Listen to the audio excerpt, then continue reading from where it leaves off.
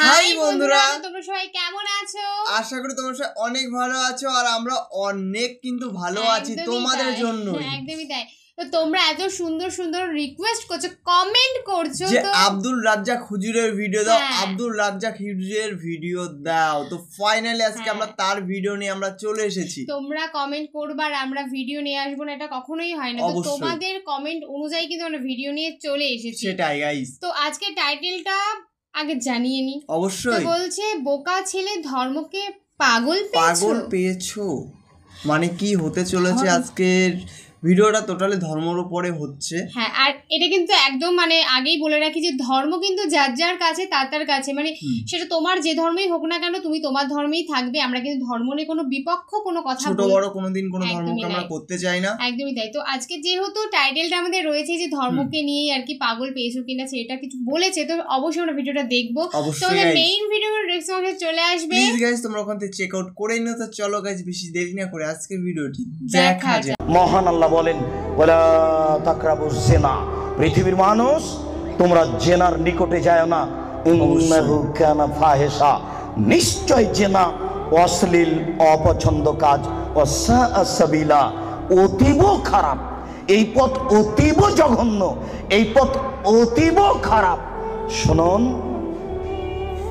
কোন পাপকে আল্লাহ এভাবে উল্লেখ করেননি। জেনাকে এইভাবে বলছেন কেন? একদা আবু যার গেফারি রাদিয়াল্লাহু তাআলা আনহু বলেন যে আল্লাহর নবী বললেন, যে ব্যক্তি লা ইলাহা ইল্লাল্লাহ বলবে সে জান্নাতে যাবে। তখন আবু যার গেফারি বলছেন, চুরি করলে জিনা করলেও যাবে? তখন আল্লাহ রাসূল বলছেন, চুরি করলে জিনা করলেও যাবে। আল্লাহ আবু যার গেফারি বলছেন, চুরি করলে জিনা করলেও যাবে? আল্লাহ রাসূল বলছেন, চুরি করলে জিনা করলেও যাবে। আবার আবু যার গেফারি বলছেন, চুরি করলে জেনা করলেও যাবে? আল্লাহ রাসূল বলছেন, চুরি করলে জেনা করলেও যাবে। আবু যার গেফারি, তোমার নাক ধুলোই ধূসরিত হোক, আমি যা বলছি সেটাই চূড়ান্ত। অবশ্যই শুনুন, জেনা সিরিয়ালে 5 নম্বর পাপ। 1 নম্বর পাপ হচ্ছে শিরক করা, 2 নম্বর পাপ হচ্ছে বাপ মায়ের অবাধ্য চলা, 3 নম্বর পাপ হচ্ছে মিথ্যা কথা বলা, 4 নম্বর পাপ হচ্ছে খাদ্যের ভয়ে ছেলেকে হত্যা করা। একটা ছেলে একটা মেয়ে যথেষ্ট। আপনারা 10 ভাই বোন। আপনারা কয় ভাই বোন? 10 ভাই বোন। আপনাদের বাড়িতে ছিল 3 জন কিষান কামলা। কতটি হলো? 13টা। আপনার বাপ মা কতটি হলো? 15টা। আপনার বাপ রাত্রে 2 জন করে ফকির ধরে নিয়ে যেত বাড়িতে, 17 জন। আপনার মা 17 জনের ভাত রান্না করতে ঢেঁকিতে ধান ভেঙে। কোনোদিন আপনার মা ভারী মনে করেনি, কোনোদিন ভারী মনে করেনি। 17 জনের ভাত রান্না করতে ঢেঁকিতে ধান ভেঙে। এটা ঢাকা শহর। তুমি যদি আমাকে রাত 10টায় বাড়িতে নিয়ে যাও, গিয়ে বলো, খালেদা একটু উঠো তো, একজন গেস্ট মেহমান আছে। তুমি রাত্রে মেহমান নিয়েছো, কে এগুলো সব ঝামেলা পাকাও। অথচ তোমার স্ত্রী যেখানে রান্না করে সেখানে গ্যাসের চুলা আছে, সেখানে ফ্রিজ আছে। তোমার স্ত্রী নাক সিটকানি দেয়। তোমার মা যেদিন ভাত রান্না করছিল চাঁপাইনবাবগঞ্জের ভাষা, চুলার উপর থেকে ছাই সরিয়ে সরিয়ে সরিয়ে ভিতর থেকে আগুন নিয়ে খড়ির মধ্যে দিয়ে ফোঁক দিয়ে দিয়ে আগুন জ্বালিয়েছিল। সেদিন ম্যাট ছিল না বাড়িতে। তারপরে তোমার মা কোনোদিন ভারী মনে করেনি। আজকে যখন তুমি বলেছ, খালেদা একটু উঠো তো, মেহমান আছে, চটে গেছে, তখন তোমার মার বয়স 80 বছর। তোমার মা চট করে বলছে, থাক গা বেটা, থাক, বৌমাকে উঠাইস না, আমি তরকারি পাতি গরম করে দিচ্ছি, থাক বেটা, থাক, উঠাইস না। এই কথা আপনার মা বলে এখনো। আমি মনে হয় কথা বুঝাতে পারছি না। আপনার মা এখনো বলে বউকে মায়ের স্বভাবে নিয়ে যেতে হবে, আর আপনাকে আপনার বাপের স্বভাবে নিয়ে যেতে হবে। ছেলে কম নিলে সংসার সুখী হবে, এটা ভুল সিদ্ধান্ত। মানুষের টাকা বেশি হতে হতে হতে হতে এত বেশি হবে যে ফকির থাকবে না।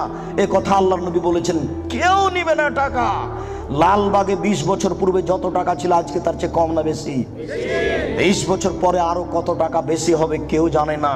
আল্লাহর নবী বলেছেন, একটা গাভীর দুধ খাবে একটা গ্রাম, আর একটা ডালিম খাবে একটা বংশ।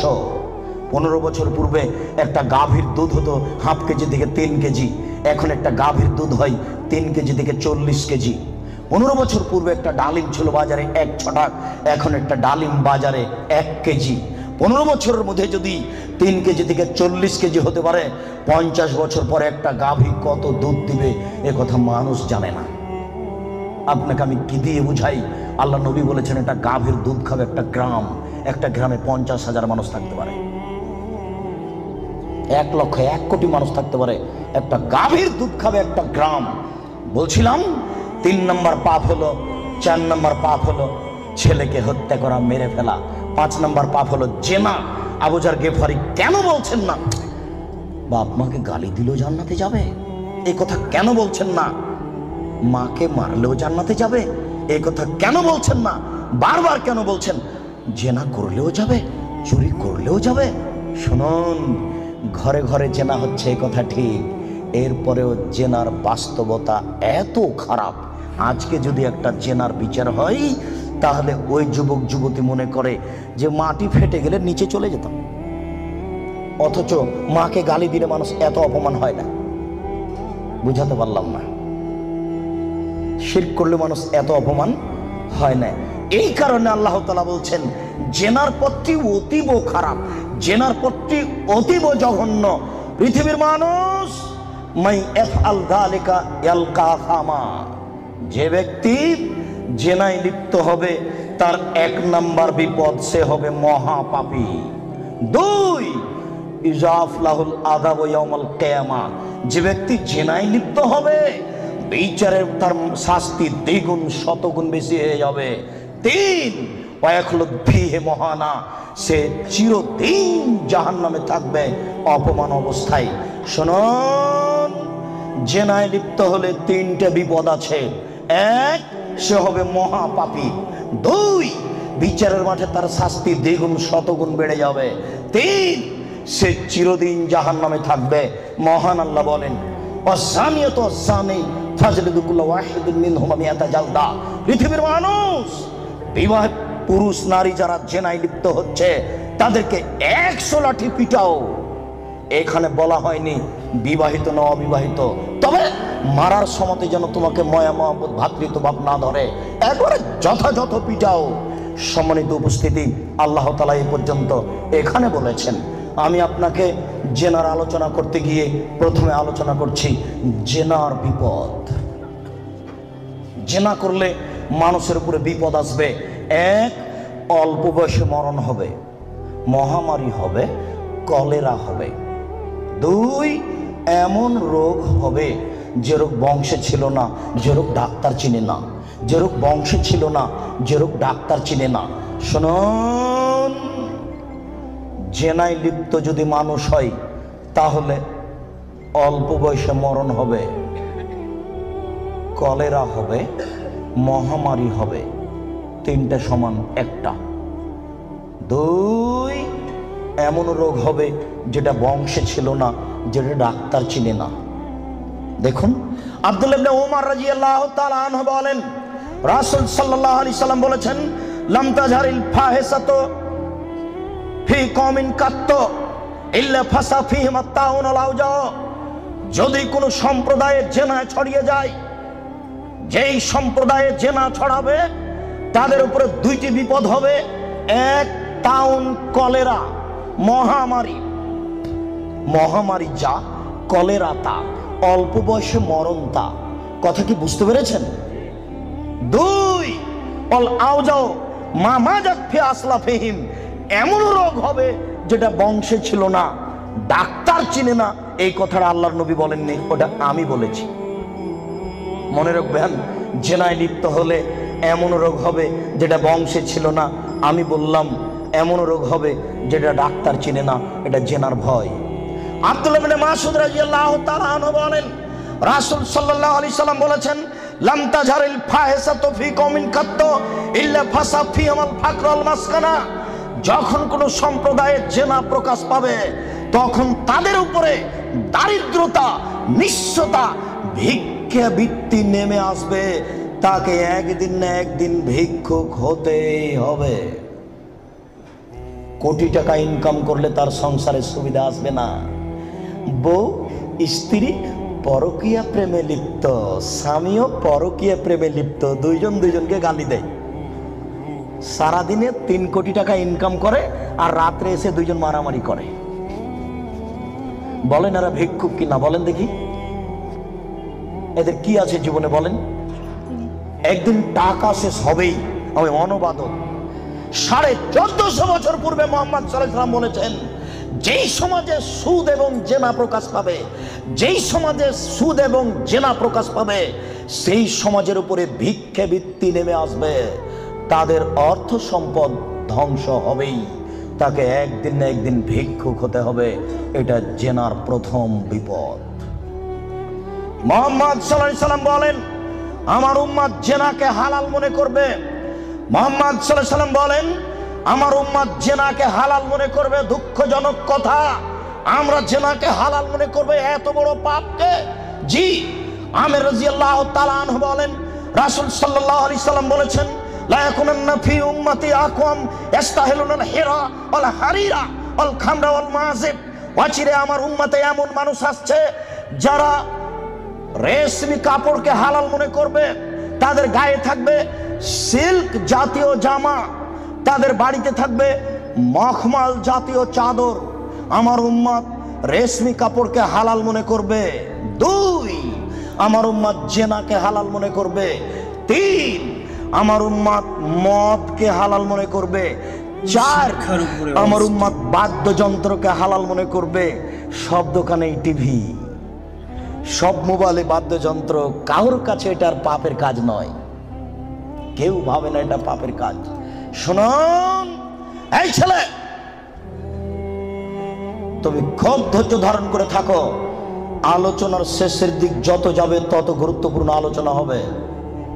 তুমি খুব সতর্ক থাকো, যতই কষ্ট হোক। সম্মানিত মুরব্বী, আপনার যতই কষ্ট হোক, আপনাকে আমি কিছু সময়ক্ষণ অপেক্ষা করার জন্য অনুরোধ করছি। আপনি ধৈর্য ধারণ করুন, ইচ্ছা করলে সময় বের করা যায় না। মুআয ইবনে জাবাল রাদিয়াল্লাহু তাআলা আনহু বলেন, রাসূল সাল্লাল্লাহু আলাইহি ওয়াসাল্লাম বলেছেন, নেতৃত্ব শুরু হয়েছে নবী দিয়ে, দয়া দিয়ে, তারপরে নেতৃত্ব হবে খলিফা দিয়ে, দয়া দিয়ে, তারপর নেতৃত্ব হবে জোর যার মুল্লুক তার, তারপর নেতৃত্ব হবে নেতা। হবেই হবে, সে যে কোনো মূল্যে, তাকে হওয়াই লাগবে, যে কোনো মূল্যে। এই শ্রেণীর মানুষদের 5টা পাপের কাজ আছে। 1, ইস্তাহিলুনাল হারিরা, এরা রেশমি কাপড়কে হালাল মনে করবে। 2, অল ফরুজা, এরা জেনাকে হালাল মনে করবে। এই বোকা ছেলে, তোমার নেতাকে তুমি চিনো? আর জেনার লাইন লেগে আছে, তুমি দেখো তদন্ত করে। আল্লাহ নবী বলেছেন, আমি অনুবাদক, এসব সমাজের নেতারা জেনাকে হালাল মনে করবে। 3, মদকে হালাল মনে করবে। 4, দিনামদিন এরা ধনী হয়ে যাবে, ধনী হওয়ার জন্য যে কোনো সাহায্য পাবে। সম্মানিত উপস্থিতি, এই ছেলে থামো, ওই দিক থেকে কোনো মানুষকে এদিকে আসতে দিও না, চলাচল বন্ধ। ওই দিক থেকে কাউকে এদিকে আসতে দিবেন না, আপনি ধৈর্য ধারণ করো। এই ছেলে, ওই কোণাতে কাউকে এদিকে ঢুকতে দিও না। তার মানে যে যাচ্ছে, যতটা মানুষের গায়ে হাত লাগবে বা ধাক্কা লাগবে, সে আমার কথা বুঝতে পারবে না, সে বেখেয়াল হয়ে যাবে। অতএব তুমি সোচ্চার হও, তোমরা দায়িত্ব পালন করো। আজকে তোমরা বক্তব্য শোনো না, আজকে জনগণকে সহযোগিতা করো। আবু হুরায়রা রাদিয়াল্লাহু তাআলা আনহু বলেন, এতাহারাজুনা তাহারুজাল হিমারে, গাধা যেমন গাধীর সাথে মিলে লজ্জা বুঝে না, ষাঁড় যেমন গাভীর সাথে মিলে লজ্জা জানে না, আমার উম্মত খোলা মাঠে জেনা করবে, লজ্জা বুঝবে না। মুসলিম, গাধা যেমন গাধীর সাথে মিলে লজ্জা বুঝে না, ষাঁড় যেমন খোলা মাঠে মিলে লজ্জা জানে না, মানুষ তেমন খোলা মাঠে জেনা করবে, লজ্জা বুঝবে না। এটা আপনাকে আমি কি দিয়ে বুঝাই, আপনি নিজেই বুঝেন। এই ছেলে, রমনা পার্ক তোমার বাড়ির পাশে, তুমিও সেখানে যাও। ঢাকা বিশ্ববিদ্যালয় তোমার বাড়ির পাশে, তুমি সেখানে যাও। আর ওই কোথায় জিয়াউর রহমান সাহেব মারা গেলেন, হাড়হাড্ডি নিয়ে এসে সংসদ ভবনে পুঁতে দেওয়া হলো। শোনো, গোটা মাঠ হলো জেনার কারখানা। এই রাস্তা দিয়ে মিনিটে লক্ষ মানুষ হাঁটে। ওসি যান, দারোগা যান, চেয়ারম্যান যান, এমপি যান, মন্ত্রী যান, ডিসি যান, এডিসি যান, মিনিটে লক্ষ মানুষ যায়। দেখো তুমি এই রাস্তার উপরে যুবক যুবতীকে চেপে ধরে আছে, যুবক যুবতীর উরু রানের উপরে মাথা দিয়ে ঘুমিয়ে আছে। কেউ কিছু বলে না, বলা নাকি যায় না। কেউ কিছু বলে না, বলা নাকি যায় না, বলা নাকি অপরাধ। এই দেশে নাকি কেউ মানুষ নেই, সবাই নাকি পশু। পশু যদি না হয় তাহলে বলে না কেন? জবাব কে দেবে? কাপুরুষ। জবাব তোমাকেই দিতে হবে। কেউ কেন কিছু বলে না। আল্লাহ রাসূল বলেন, আলাইনানে তাজনিনে জেনা হমান নাজর। এই ছেলে, দুই চোখের জেনা হচ্ছে চোখ দিয়ে দেখা। অল ওজনানে জেনা হমাল ইস্তেমাও, দুই কানের জেনা হচ্ছে কান দিয়ে শোনা। ওয়াল ইয়াদ জেনাহাল বাতস, হাতের জেনা হচ্ছে হাত দিয়ে ধরা। আর রিজিল জেনাহাল মাসি, পায়ের জেনা হচ্ছে পা দিয়ে চলা। জেনাল কাল তাতামানা তাস্তাহি, অন্তরের জেনা হচ্ছে পরিকল্পনা করা।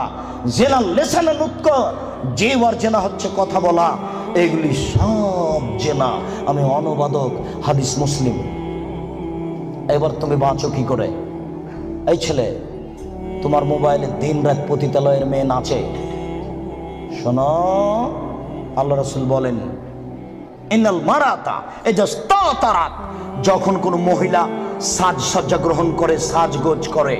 দেখো তুমি বিপদে পড়েছ, তোমার বোনও বিপদে পড়েছ। আমি অনুবাদক।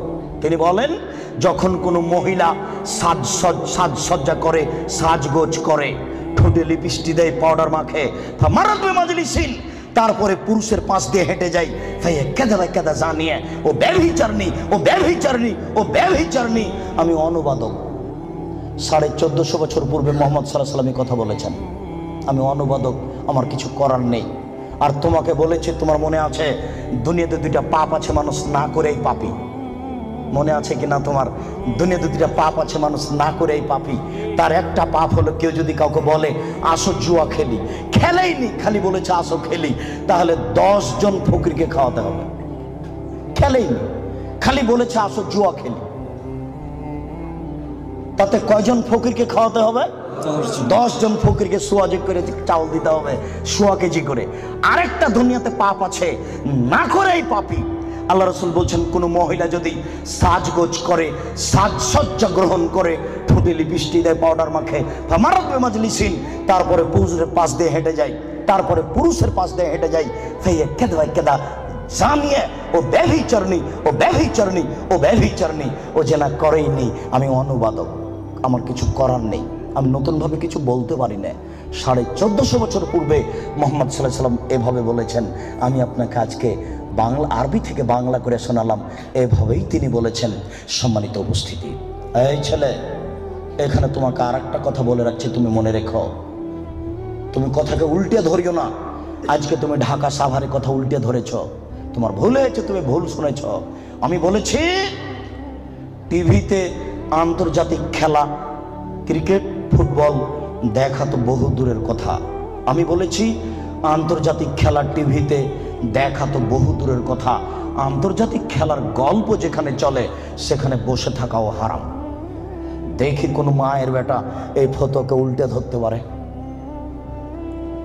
আর তোমার বাড়ির উপরে, 5 তলা বাড়ির উপরে অনেকগুলি পতাকা, তার একটা হচ্ছে ব্রাজিলের পতাকা। তুমি ব্রাজিলকে চিনো কে? তুমি কি ব্রাজিলকে চিনো কে? আচ্ছা, তুমি কি কোনোদিন ভেবেছো ব্রাজিলকে? আচ্ছা, তোমার বিদ্যা তো নেই, তোমার কি একটু বুদ্ধিও নেই? তুমি কি মানুষই নও? রাজশাহী চাঁপাইনবাবগঞ্জের ভাষাতে তুমি কি অমানুষ? তোমার ভিতরে কি কোনো মানবতাই নেই? ওরা ইহুদি, ওরা খ্রিস্টান, ওরা ইহুদি, ওরা খ্রিস্টান। শোনো, যদি তারা শোনে যে তুমি পায়খানায় পড়ে গেছ, তাহলে অট্ট হাসি দিবে। আর যদি তোমাকে পাশে পাই, তাহলে তোমার মাথার উপরে লাথি মারবে।